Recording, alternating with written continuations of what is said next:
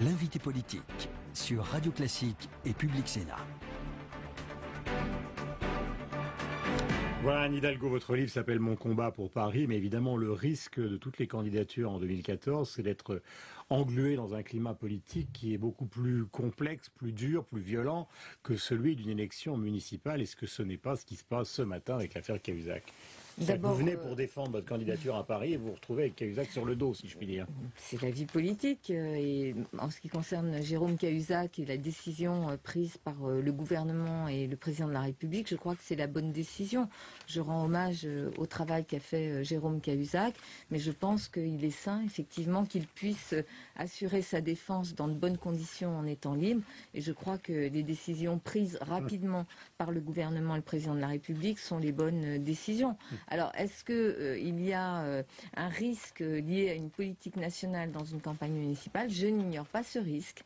Mais en même temps, moi, je veux m'adresser aux Parisiens à ce moment qui va leur être dédié, qui est l'élection municipale, en leur disant qu'un maire, c'est là d'abord pour valoriser sa ville, pour impulser, pour créer, mais aussi pour protéger. Et je pense que justement, dans ces temps de crise, une élection municipale avec le choix qui doit être fait à un moment donné, entre des conservateurs, des progressistes, ceux qui ont plus conscience de la nécessité d'avoir de la solidarité ou pas, c'est un choix que les Parisiens auront à faire pour eux-mêmes. On va en parler, mais au départ, quand Mediapart a sorti cette affaire, beaucoup de gens, y compris à gauche, prenaient ça avec des pincettes. Il a été relativement préservé, Jérôme Cahuzac. Maintenant, la presse commence à dire, y compris Mediapart, qu'il y a peut-être 15 millions sur ce compte, qu'il a été transféré par une société qui prend 5% à Singapour et qu'il a été abondé, ce compte, par des laboratoires pharmaceutiques. Donc il y a quand même quelque chose, il y a un risque politique qui est monumental. Il y a une enquête qui va être menée, qui permettra de dire quelle est la vérité. Et je souhaite qu'on sache, qu'on connaisse tous c'est celle-là la vérité. Mais on verra bien. Moi, je ne vais pas.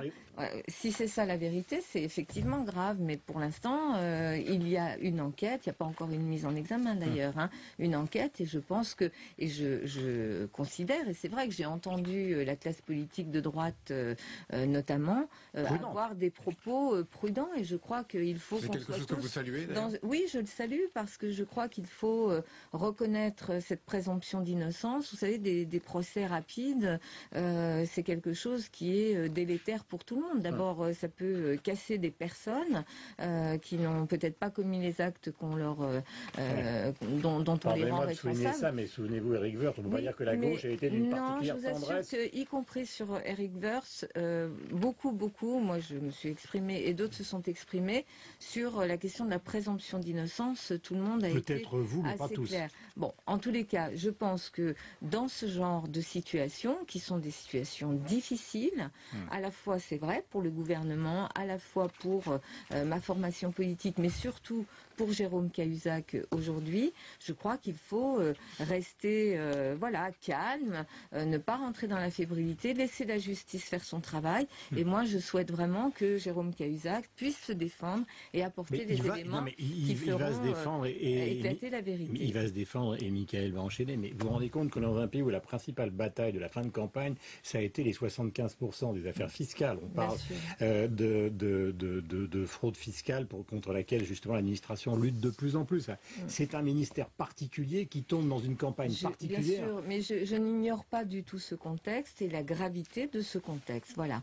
En même temps, la vie ne s'arrête pas, même s'il faut prendre en considération qu'il y a un problème de confiance entre les Français et la classe politique, que ce problème de confiance, j'en traite beaucoup dans mon livre d'ailleurs, il faut le résoudre par nos pratiques politiques, par la façon dont on s'inscrit dans la relation avec les citoyens. Je n'ignore absolument pas cela, mais en même temps... Juste une dernière question avant de passer sur Paris et sur votre livre. On peut dire que ça tombe quand même particulièrement mal aujourd'hui, alors qu'il y a une discussion, une motion de censure qui est discutée à l'Assemblée nationale pour Jean-Marc Ayrault, qui devait justement aujourd'hui un petit peu sortir Jean-Marc Ayrault. Donc ça tombe très mal aussi pour le Premier ministre. Ça tombe très mal pour tout le monde. Voilà, c'est quelque chose que tout le monde doit regretter. C'est comme ça, on choisit pas les moments. Il y a une enquête. Jérôme Cahuzac a pris la bonne décision décision et je salue sa décision courageuse. Et donc maintenant, laissons la justice, les enquêteurs faire leur travail. Donc votre livre, Mon combat pour Paris. Michael Jamès. Une question par exemple sur l'éducation. Paris est la seule ville, pour l'instant, l'une des seules grandes villes à avoir dit oui pour 2013 pour les 4 jours et demi à l'école. Est-ce que quelque part vous sauvez le soldat payant? C'est pas la question qu'on s'est posée. Nous, on a une conviction sur l'école publique. Vous savez, moi, je dois tout à l'école publique. Donc, ce qui me guide, c'est vraiment la défense de l'école publique. Et aujourd'hui, cette école a été malmenée. Il y a eu des milliers de suppressions de postes par le gouvernement précédent. On rétablit il y a eu le projet pour l'école qui a été débattu récemment. On a rétabli 60 000 postes qui vont être recrutés. On remet en route la formation des maîtres. Ça, c'est l'action du gouvernement. Mais il n'y a que Paris qui dit oui. Non, il n'y a pas que Paris, il y a beaucoup d'autres villes. Villes. Non, mais regardez Toulouse, par exemple, n'est même pas repassé à la semaine de 4 jours. Ils sont restés à la semaine de 4 jours et demi. Il y a Nantes, il y a beaucoup d'autres villes qui sont à 4 jours et demi. Pourquoi? D'abord pour les enfants, parce que les rythmes scolaires français sont les plus mauvais qui existent en Europe. Et ça a à voir avec la réussite éducative. Prenez la Finlande, c'est là où les enfants travaillent le moins longtemps dans la journée et sur l'année. Et c'est là où il y a les taux de réussite les plus forts. Ça, c'est un premier élément. Et puis, il y a aussi pour les adultes, dans la proposition que fait le maire de Paris et que j'espère on va voter lundi prochain au Conseil de Paris, il y a aussi beaucoup d'éléments pour faire en sorte que ce soit aussi un progrès pour les adultes, ceux qui s'occupent de l'école. Vous savez qu'il y a beaucoup de personnel de la ville de Paris qui s'occupent de nos enfants. On a 137 000 enfants à Paris qui sont concernés par ces nouveaux rythmes éducatifs. On a des professeurs spécifiques de la ville de Paris sur la musique, sur le sport, sur les arts plastiques. Bref, on renforce les moyens aussi d'encadrement sur les temps périscolaires, sur les temps de cantine. Donc un progrès social qui va aussi accompagner cette réforme pour les enfants. Comment se fait-il qu'au niveau national, il n'y ait pas de coordination? Je ne parle pas, parce que les municipalités sont indépendantes. Comment se fait-il que Aubry dise non, Delanoë dit oui? Franchement, pour les Français, ça fait bizarre.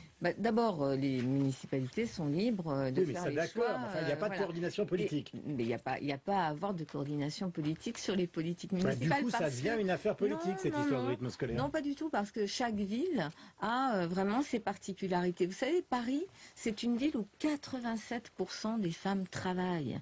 On a environ 29% de familles monoparentales. Donc la question des rythmes éducatifs, la question d'une offre de qualité pour les enfants est quelque chose d'extrêmement important qui intervient aussi d'une façon importante, beaucoup plus que dans d'autres villes de province, sur l'articulation de la vie professionnelle et de la vie familiale des adultes qui travaillent dans notre ville. J'ai une question avec Mickaël qui va enchaîner sur la nature même de Paris, parce qu'on y vit, nous y sommes ensemble ce matin. C'est vrai que vous le racontez dans le livre, c'est la ville la plus visitée du monde, tout le monde sait que c'est une ville musée, mais c'est aussi la question qui est posée sur le plan politique et à laquelle vous répondez pour la ville. C'est pas une ville musée. Non, ce n'est pas qu'une ville musée, mais justement c'est le procès qui est souvent fait à Paris. Oui. C'est-à-dire par rapport à Shanghai, New York et Londres, qui est une place financière considérable, d'être une ville de commerçants, de musées, d'industrie à la périphérie. Là-dessus, les réalités sont quand même totalement différentes. Paris, aujourd'hui, c'est une ville qui compte vraiment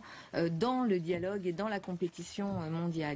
C'est le temps des métropoles aujourd'hui. Vous le voyez bien, les grandes métropoles mondiales sont sur le devant de la scène. C'est là que se fait l'innovation, la création d'entreprises. C'est là que s'invente aussi l'économie du futur. Et à Paris, on est leader sur les questions du numérique, par exemple. Donc, c'est cette force des métropoles. Paris est dans cette force des métropoles.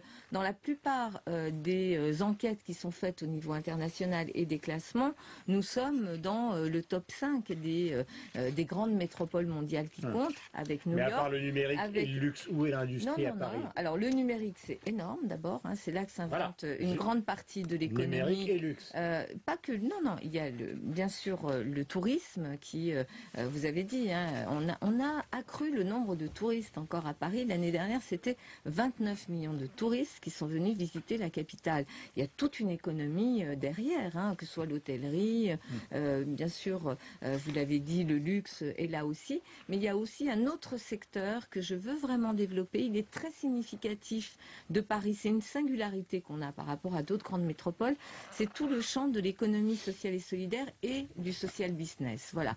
On a un développement absolument incroyable dans ce secteur et c'est un secteur performant. Je voudrais que Mickaël conclue. Il y a de nombreux travaux dans Paris, place de la République entre autres, qui coûtent beaucoup d'argent. Contexte de crise, est-ce que vous, maire de Paris, vous vous engagerez à continuer ces travaux? En tous les cas, il faut investir. Je m'engage à investir, a fortiori en période de crise. C'est ce qui tire l'emploi, c'est ce qui tire l'économie. Vous savez, il y a une très bonne décision qui a été prise par le gouvernement, qui a été de dire sur le Grand Paris, on y va, on met les moyens.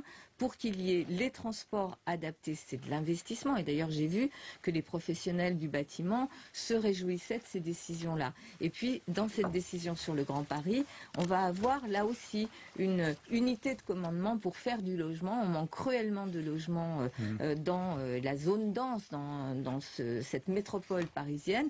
Et là, on va pouvoir agir. Et je pense aussi faire en sorte que les investisseurs privés reviennent avec confiance pour créer le logement qui manque aujourd'hui. Logement social, ça c'est l'affaire des collectivités et de l'État, et logement pour les classes moyennes et les jeunes actifs qui manquent et sur lequel je souhaite vraiment inciter les professionnels du bâtiment à nous accompagner. Anne Hidalgo, Mon combat pour Paris quand la ville ose, c'est l'ouvrage donc que vous êtes venu présenter ce matin sur l'antenne de Radio Classique et de Public Sénat. Merci à vous, bonne journée. Mickaël, on se retrouve demain.